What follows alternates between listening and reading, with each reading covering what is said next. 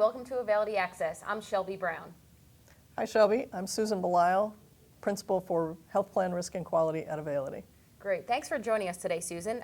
My plan was to discuss optimizing risk adjustment. I think you'd agree with the statement that risk adjustment is complicated, maybe a gross understatement, right? Plans are faced with many challenges, both from their internal processes and procedures to how they satisfy external mandates to delivering the highest quality of patient care possible. Talk to me a little bit about how plans can streamline their risk adjustment processes and procedures and kind of what some of the best practices are in the marketplace today.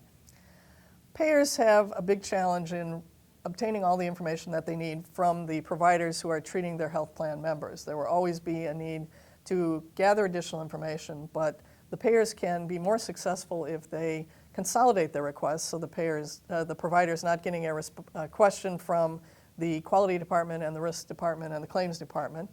Ideally, those would be in an electronic format so that it's easy to answer the questions. There is a tracking of what requests have been made and responded to. And also online tools can make it easier because the questions are specific to that member as opposed to getting a static form to fax in that has only some questions that are required. You mentioned that digital ensures that the questions are specific to that member. So I imagine there's some strategic takeaways that that would enable. So for example, if a patient were a female, there's certain questions that may not want to be delivered to the male. Why is that important in terms of collecting accurate information that the plan may obtain from the provider? It really just makes it more efficient, and the providers feel like they are not being asked questions that are irrelevant or providing information that they have provided already in the past.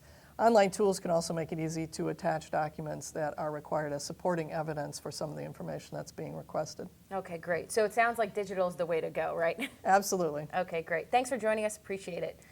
That completes this edition of Availity Access. We hope you continue the conversation with us on our social channels.